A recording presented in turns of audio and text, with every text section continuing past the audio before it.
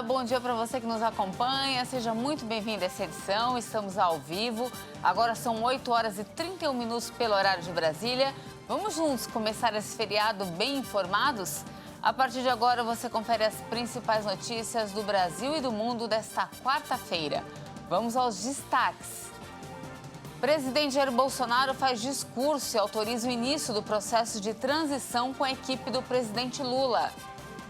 Polícia Rodoviária Federal diz que ainda há 167 bloqueios em rodovias federais do país. Por conta da onda de violência que atinge províncias costeiras do Equador, o presidente declara estado de exceção em 2 regiões. E ainda, a empresa americana SpaceX lança do estado da Flórida o foguete mais potente do mundo. Tudo isso e muito mais você confere a partir de agora. O presidente Jair Bolsonaro autorizou nesta terça-feira o início do processo de transição com a equipe do presidente eleito Luiz Inácio Lula da Silva. Ele prometeu cumprir a Constituição em seu primeiro pronunciamento após perder as eleições para o petista. Em um breve discurso de cerca de 2 minutos, o governante disse: Quero começar agradecendo os 58 milhões de brasileiros que votaram em mim no último dia 30 de outubro. Os atuais movimentos populares são fruto de indignação e sentimento de injustiça de como se deu o processo eleitoral.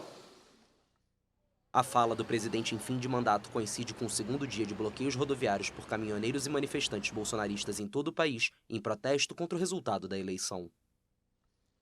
As manifestações pacíficas sempre serão bem-vindas, mas os nossos métodos não podem ser os da esquerda, que sempre prejudicaram a população, como invasão de propriedades, destruição de patrimônio e cerceamento do direito de ir e vir. Um dos pontos altos do discurso foi o momento em que o governante prometeu cumprir a Constituição, sem mencionar o resultado das urnas ou o presidente eleito Luiz Inácio Lula da Silva. Sempre joguei dentro das 4 linhas da Constituição. Nunca falei em controlar ou censurar a mídia e as redes sociais. Enquanto presidente da República e cidadão, continuarei cumprindo todos os mandamentos da nossa Constituição. Ao final do pronunciamento, o coordenador da campanha do governante e ministro da Casa Civil, Ciro Nogueira, assumiu o microfone e anunciou que o presidente autorizou o início do processo de transição com a equipe de Lula. Pelo lado do próximo governo, o vice-presidente eleito Geraldo Alckmin foi indicado como responsável para coordenar o processo, que o Partido dos Trabalhadores espera iniciar a partir de quinta-feira. A Polícia Rodoviária Federal informou que por volta das 6h30 da manhã desta quarta-feira, ainda haviam 167 bloqueios em rodovias federais de todo o país. Os bloqueios são realizados por grupos contrários ao resultado das eleições. O total é menor do que o registrado no início da manhã de terça-feira, quando eram 271 pontos de retenção. A PRF afirma que já desfez 563 manifestações. Os grupos ocupam as rodovias ilegalmente desde domingo após o anúncio do resultado da votação. Na segunda, o Supremo Tribunal Federal determinou que a corporação e as polícias militares estaduais tomem as medidas necessárias para desobstruir as vias. O ministro da Infraestrutura, Marcelo Sampaio, divulgou uma nota em que defende que sejam liberados os pontos de bloqueios nas rodovias federais e estaduais. E agora falamos de saúde. O Ministério da Pasta recomendou a vacina da Pfizer em crianças de 6 meses a 2 anos com comorbidades. A nota técnica reforçou a eficácia do imunizante na prevenção de casos graves da Covid-19. O esquema de imunização tem 3 doses. O intervalo entre as 2 primeiras deve ser de 4 semanas. Já a terceira dose deve ser aplicada após pelo menos 8 semanas da segunda. A pasta ressaltou a eficácia e segurança do imunizante nessa faixa etária, lembrando que outros países também a utilizam. A Agência Nacional de Vigilância Sanitária aprovou o uso dessa vacina para crianças de 6 meses a 4 anos de idade em 16 de setembro. Segundo o Ministério, esse imunizante pode ser aplicado com as demais vacinas previstas no calendário nacional de vacinação. De acordo com o Ministério da Saúde, o risco de desenvolver casos graves da Covid diminui quando menor a idade. mas em crianças menores de 2 anos o risco aumentou. A pasta informou que, desde o início da pandemia, foram confirmados cerca de 1.500 óbitos por Covid-19 em crianças menores de 2 anos de idade e mais de 25 mil internações em todo o país. E ainda falando de saúde, Mato Grosso do Sul recebeu o único remédio reconhecido para o tratamento de Covid-19. Ele é exclusivo para pacientes adultos que estão internados. Este é o Baricitinib 4 mg.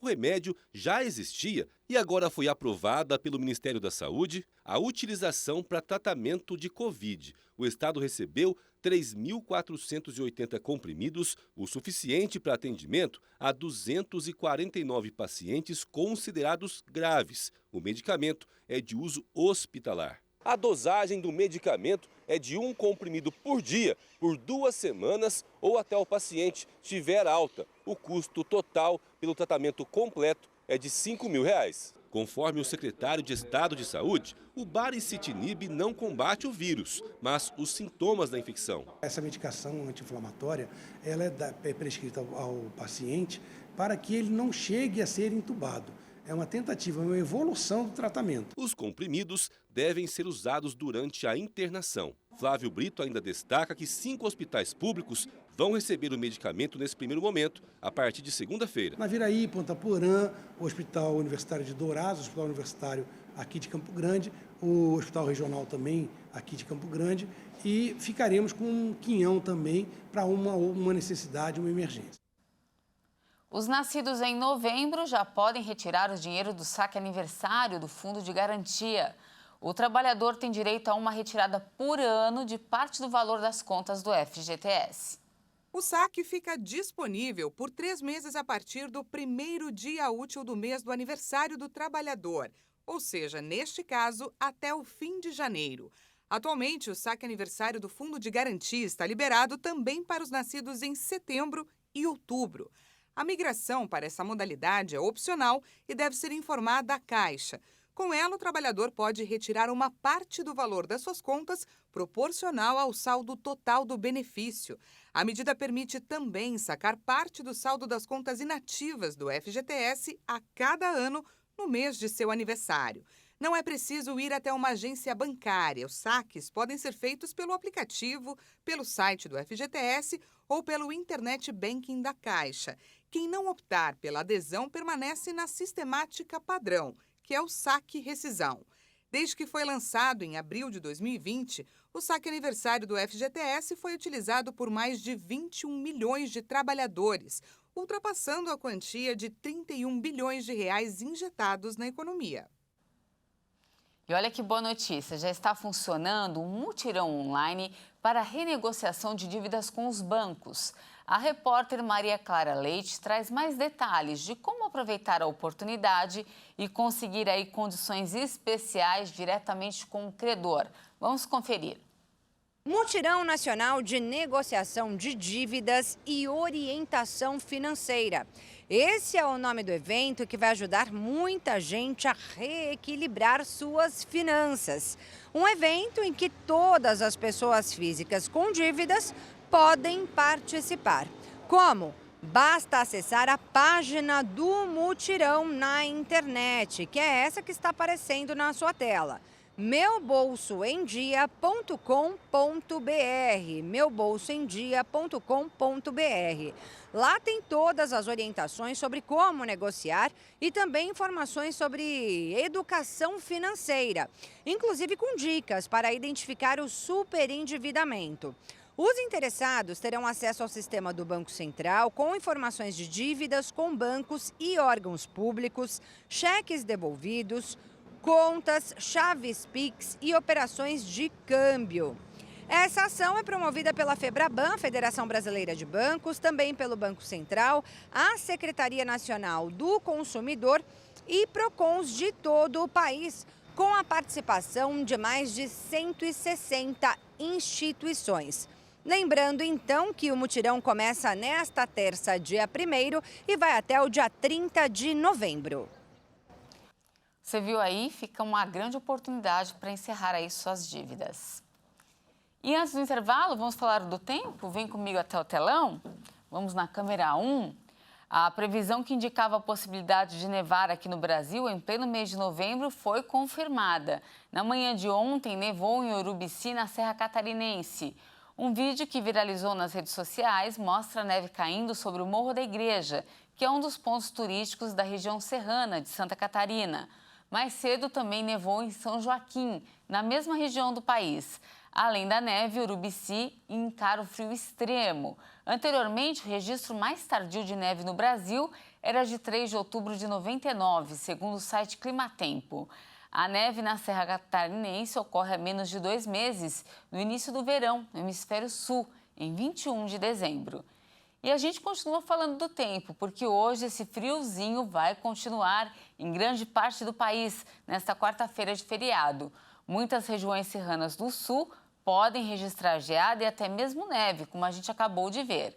Agora vamos juntos lá fora com a câmera 10? Hoje amanheceu bem gelado e com uma garoa bem fininha. O céu está bem nublado. De volta comigo?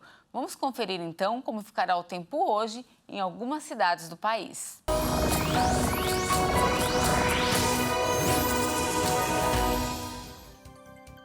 De olho aqui no nosso telão, a gente começa falando de São Joaquim, que registrou até agora a menor temperatura do Brasil nesta quarta-feira. Os termômetros marcaram 0 grau no início desta manhã, mas a expectativa é que a temperatura chegue aos 13 graus hoje. Em São José dos Ausentes, no Rio Grande do Sul, a situação também é parecida. A cidade registrou nessa madrugada 1 grau. Ao longo do dia, a temperatura deve esquentar um pouquinho e a máxima pode chegar também aos 13 graus. Para finalizar, a gente volta a falar aqui de São Paulo.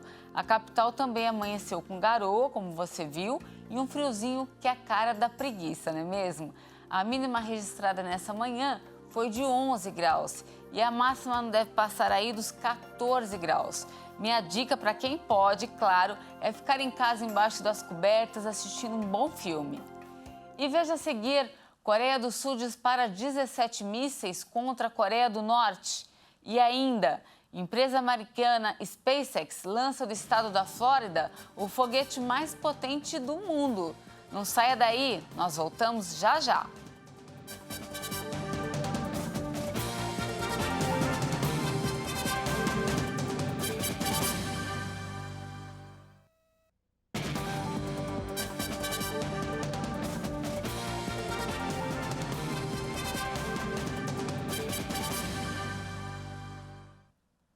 Já estamos de volta, ao vivo, agora são exatamente 8 horas e 47 minutos pelo horário de Brasília. E voltamos com os destaques internacionais. A Coreia do Norte disparou 17 mísseis de vários tipos nesta quarta-feira, segundo o Estado-Maior Conjunto da Coreia do Sul. Um dos projéteis foi lançado ao sul da linha do limite norte, que é a demarcação marítima entre as Coreias e uma área de tensão entre os países. Outros tipos de armamento já haviam sido disparados nessa direção, mas nunca um míssil balístico. O presidente sul-coreano disse hoje que o disparo que cruzou a fronteira marítima entre os dois vizinhos e caiu perto de suas águas territoriais constituiu uma invasão territorial. Por conta da onda de violência que atinge as províncias costeiras do Equador, o presidente do país, Guilherme Lasso, declarou estado de exceção nas regiões de Guayas e Esmeraldas. A decisão foi tomada após a morte de ao menos 5 policiais em meio a uma onda de violência por parte de quadrilhas de narcotraficantes.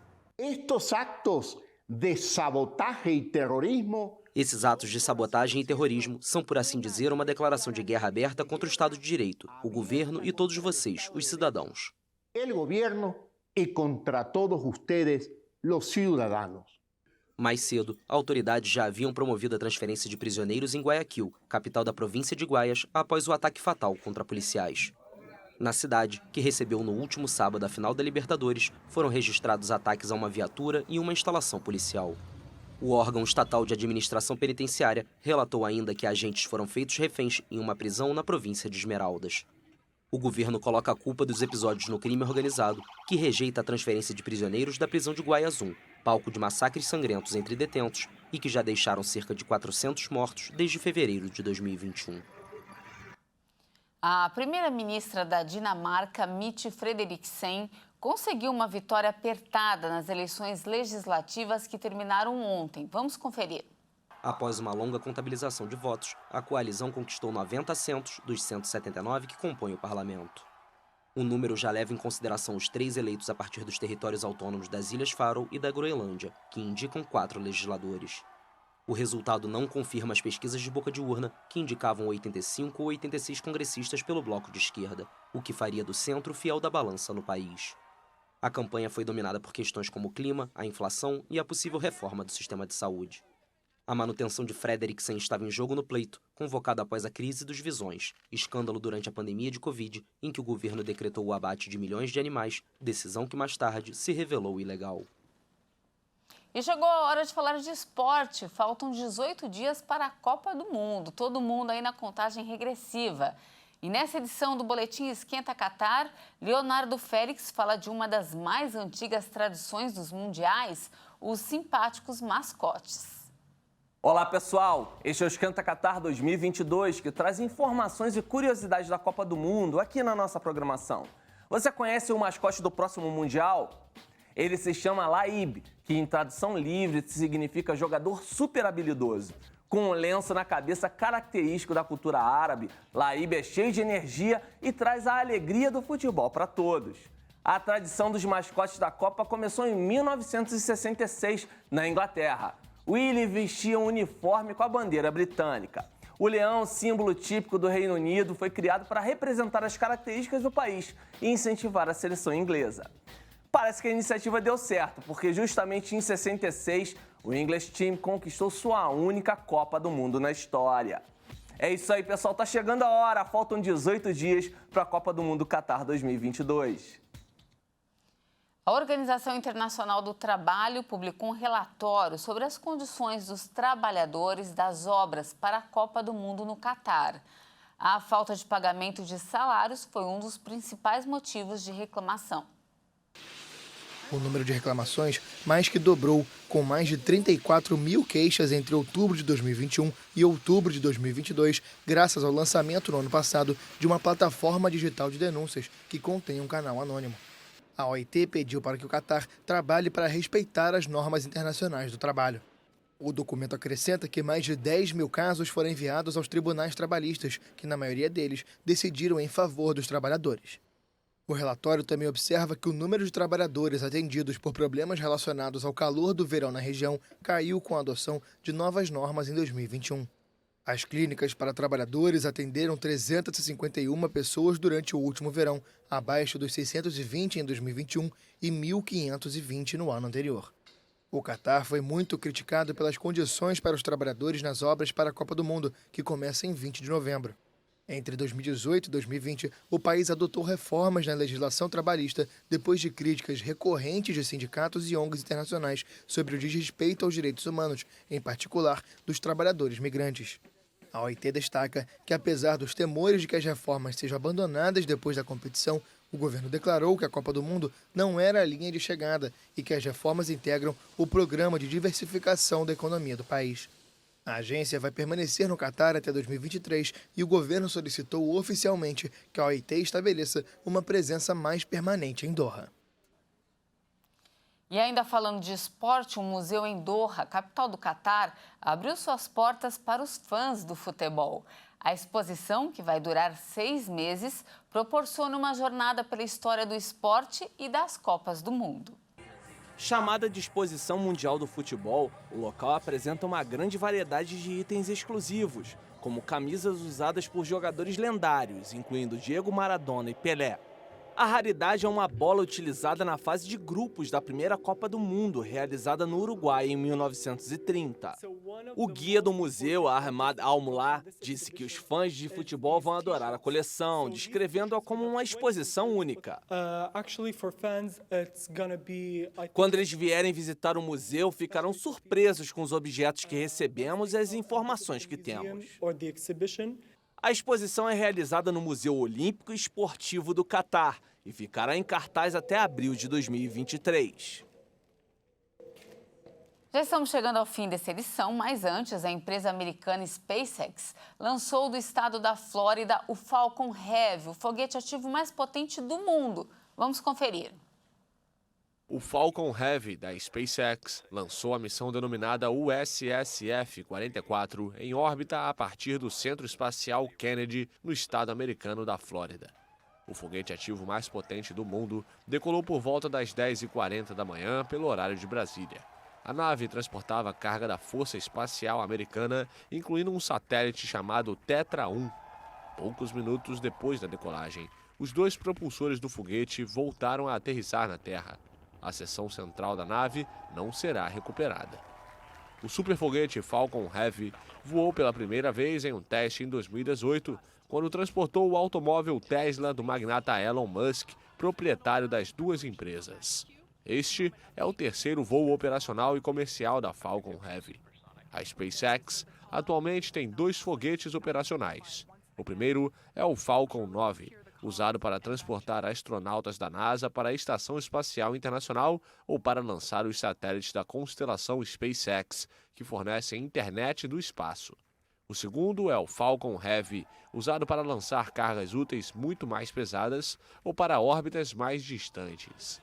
O foguete é capaz de transportar até 64 toneladas para a órbita da Terra. E essa edição fica por aqui. Agradeço demais a sua companhia. Eu volto à 1h da tarde com outras informações. Eu espero você. Até mais.